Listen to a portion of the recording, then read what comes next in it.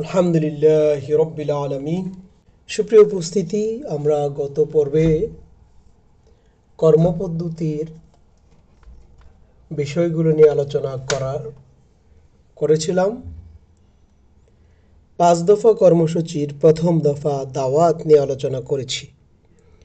আজ আমি আপনাদের সামনে দ্বিতীয় দফা কর্মসূচি অর্থাৎ সংগঠন নিয়ে ইনশাআল্লাহ আলোকপাত করব। আল্লাহ পাক রব্বুল আলামিনের নিকট তৌফিক কামনা করে শুরু করছি আজকের আলোচনা। আমরা সংগঠনের আলোচনায় প্রথমে জেনে নেই সংগঠন কি। সংগঠন হলো যেসব ছাত্র ইসলামী জীবন বিধান প্রতিষ্ঠার সংগ্রামে অংশ নিতে প্রস্তুত তাদেরকে সংগঠনের অধীনে সংঘবদ্ধ করা হলো কর্মপদ্ধতির দ্বিতীয় দফার কাজ অর্থাৎ সংগঠনের কাজ। সংগঠনের কাঠামো, এই সংগঠনের কাঠামো হলো সমর্থক, কর্মী, সাথী ও সদস্য। এই সংগঠনের 4টি স্তর রয়েছে। এই 4টি স্তর নিয়ে ইনশাআল্লাহ আমি আপনাদের সামনে উপস্থাপন করব। প্রথম হলো কর্মী, সমর্থক, যিনি কোনো একটি অর্গানাইজেশন বা দলকে সমর্থন করেন তাকে সমর্থক বলা হয়। কর্মী হলো যেসব সমর্থক সক্রিয়ভাবে দাওয়াতি কাজ করেন, কর্মী সভায় নিয়মিত যোগদান করেন, বাইতুল মালে আমানত দেন এবং ব্যক্তিগত রিপোর্ট রাখেন, তাকে আমরা কর্মী বলে থাকি। তিনি একজন কর্মী। ইসলামী আন্দোলন তথা ইসলামী ছাত্র শিবির তাকে কর্মী হিসাবে গণ্য করে। এই কর্মীর কতগুলো কাজ রয়েছে। কর্মীর কাজ কি? কোরআন ও হাদিস নিয়মিত বুঝে পড়ার চেষ্টা করা। ইসলামী আন্দোলন অথবা ইসলামী ছাত্র শিবিরের কর্মীদেরকে নিয়মিত কোরআন এবং হাদিস বুঝে পড়ার চেষ্টা করতে হবে। 2, নিয়মিত ইসলামী সাহিত্য পড়বেন। 3, ইসলামের প্রাথমিক দাবিসমূহ মেনে চলার চেষ্টা করবেন। 4, নিয়মিত বাইতুল মাল আমানত দেবেন। 5, নিয়মিত ব্যক্তিগত রিপোর্ট রাখবেন এবং তা ঊর্ধ্বতন দায়িত্বশীলকে দেখাবেন। 6, কর্মী সভা, সাধারণ সভা সহ প্রতিটি সভায় উপস্থিত থাকবেন এবং যোগদান করবেন। 7, সংগঠন কর্তৃক অর্পিত দায়িত্ব যথাযথভাবে পালন করবেন। 8, অপরের কাছে সংগঠনের দাওয়াত পৌঁছে দেওয়ার চেষ্টা করবেন। এই কাজগুলি হলো একজন কর্মীর। একজন কর্মী থেকে তৃতীয় স্তর বা তৃতীয় ধাপে যেতে হলে তাকে যে কাজগুলি করতে হবে, যে শর্তগুলি রয়েছে, সেগুলিকে বলা হয় সাথী হওয়ার শর্ত, অ্যাসোসিয়েট। সাথী হওয়ার শর্ত হলো 1, সংগঠনের লক্ষ্য উদ্দেশ্যের সাথে ঐকমত পোষণ করা। 2, সংগঠনের কর্মসূচি ও কর্মপদ্ধতির সাথে সচেতনভাবে একমত হওয়া। 3, ইসলামের প্রাথমিক দায়িত্বসমূহ পালন করা। 4, সংগঠনের সামগ্রিক তৎপরতায় পূর্ণভাবে সহায়তা করার জন্য প্রতিশ্রুতি দেওয়া। এই 4টি কাজ যদি কেউ করে তাহলে তাকে পরবর্তী ধাপ অর্থাৎ সাথী হওয়ার জন্য যোগ্য বলে বিবেচনা করা হয়, মনোনীত করা হয়।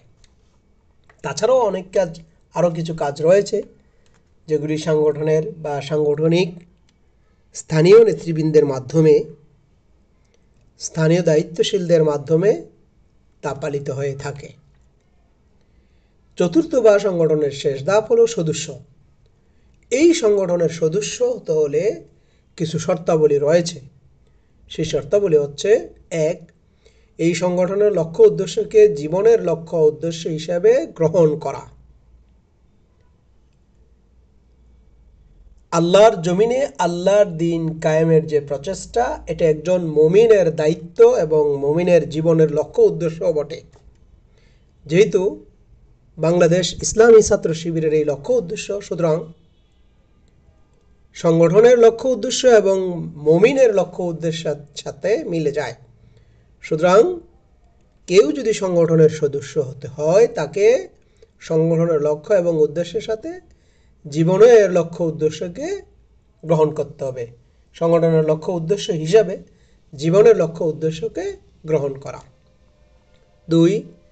সংগঠনের কর্মসূচি কর্মপদ্ধতির সাথে পূর্ণভাবে ঐক্যমত পোষণ করা এবং তা বাস্তবায়নের প্রচেষ্টায় সক্রিয়ভাবে অংশগ্রহণ করা। 3. সংবিধান মেনে চলা। 4. ফরজ ওয়াজিব সমূহ যথাযথভাবে পালন করা। 5. কবিরা গুনাহ থেকে বিরত থাকা। 6. শিবিরের লক্ষ্য উদ্দেশ্য কর্মসূচির বিপরীত কোনো সংস্থার সাথে সম্পর্ক না রাখা। কর্মী বৈঠক। কর্মী বৈঠকের কার্যসূচি হল নিম্নরূপ: 1. কোরআন তেলাওয়াত করা। 2. ব্যক্তিগত রিপোর্ট পেশ, মন্তব্য, পরামর্শ। 3. পরিকল্পনা গ্রহণ। 4. কর্মবন্টন। 5 হলো সভাপতির বক্তব্য বা মুনাজাতের মাধ্যমে প্রোগ্রামের সমাপ্তি করা। ঠিক তেমনিভাবে সাথী বৈঠকেরও কিছু কর্মসূচি রয়েছে। সংগঠন কর্তৃক নির্ধারিত পদ্ধতিতেই সাথী বৈঠক এবং কর্মী বৈঠক ও সদস্য বৈঠক হয়ে থাকে।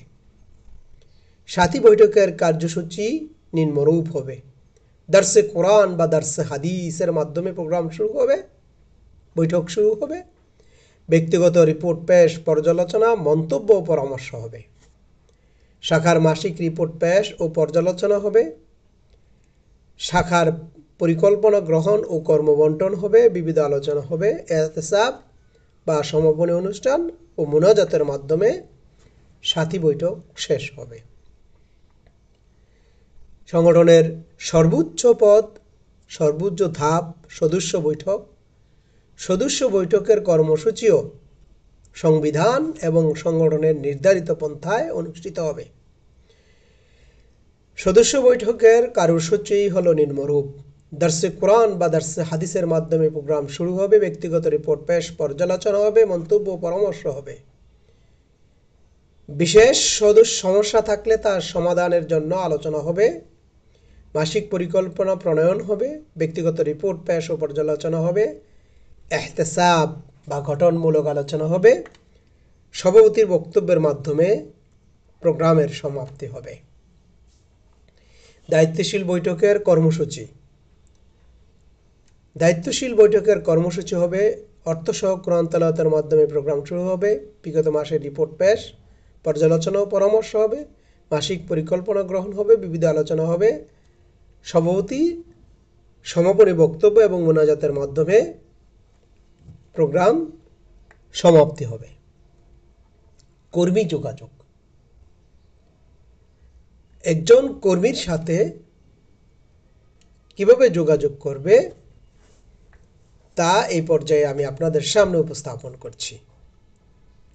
ক. পরিকল্পনাকরণ। দিনে বা সপ্তাহে বা মাসে কোন কোন কর্মীর সাথে যোগাযোগ করতে হবে তা পরিকল্পনা প্রণয়ন করতে হবে। 2. স্থান, সময় নির্বাচন। যার সাথে যোগাযোগ করা হবে তিনি কখন সময় দিতে পারবেন, আলোচনার জন্য কোন ধরনের স্থান পছন্দ করেন তা জেনে সময় স্থান নির্ধারণ করতে হবে। মনে রাখতে হবে, কাউকে কোনো কথা বলতে হলে বা কোনো কথা শুনতে হলে তিনি যে ধরনের পরিবেশ পছন্দ করেন তা সৃষ্টি করতে হবে। গ. ঐকান্তিকতা। যার সাথে যোগাযোগ করা হবে তার ব্যাপারে আন্তরিক পরিচয় দিতে হবে, আন্তরিকতার পরিচয় দিতে হবে। তিনি যখন বুঝতে পারেন যে যোগাযোগকারী তার শুভাকাঙ্ক্ষী, তখন তিনি প্রতিটি কথার গুরুত্ব দেবেন।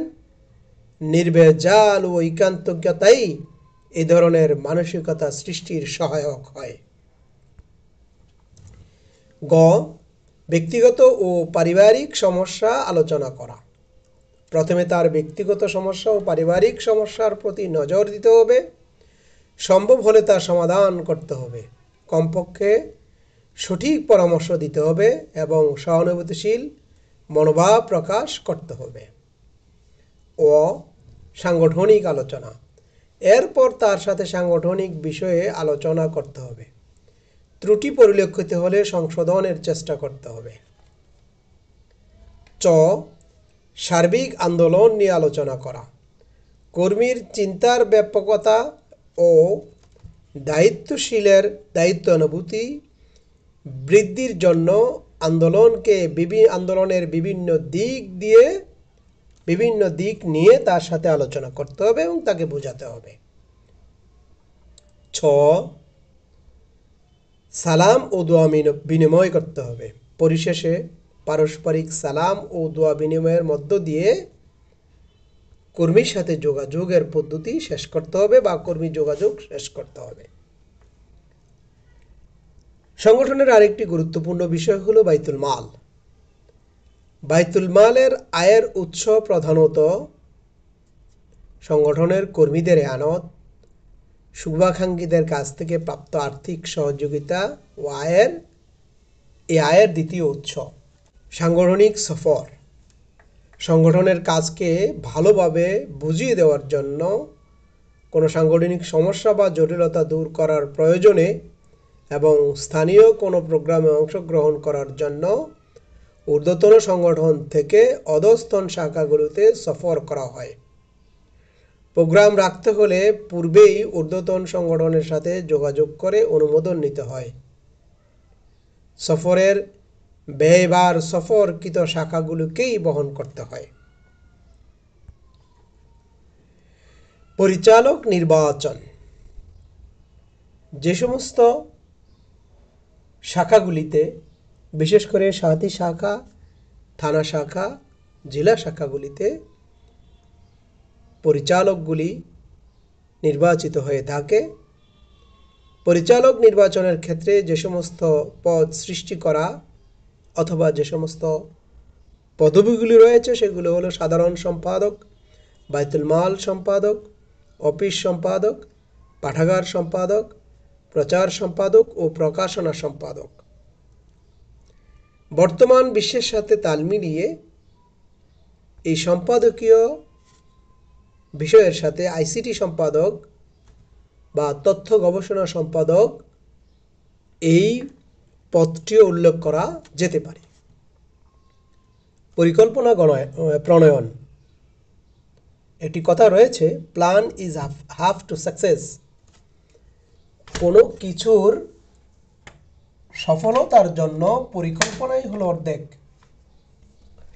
সুতরাং আন্দোলনের সকল কাজ পরিকল্পনা মাফিক করতে হবে। এই আন্দোলনের কাজকে পরিকল্পনা মাফিক করার জন্য পরিকল্পনা প্রণয়নের সময় নিম্নোক্ত বিষয়গুলির প্রতি নজর রাখতে হবে। 1. জনশক্তির শ্রেণীবিন্যাস। 2. কর্মীদের মান।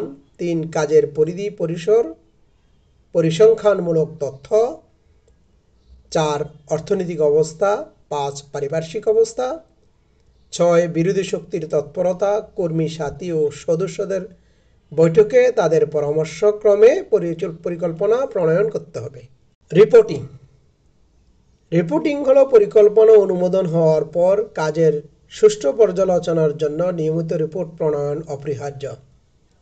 রিপোর্টের উপর সামষ্টিক পর্যালোচনা বাঞ্ছনীয়।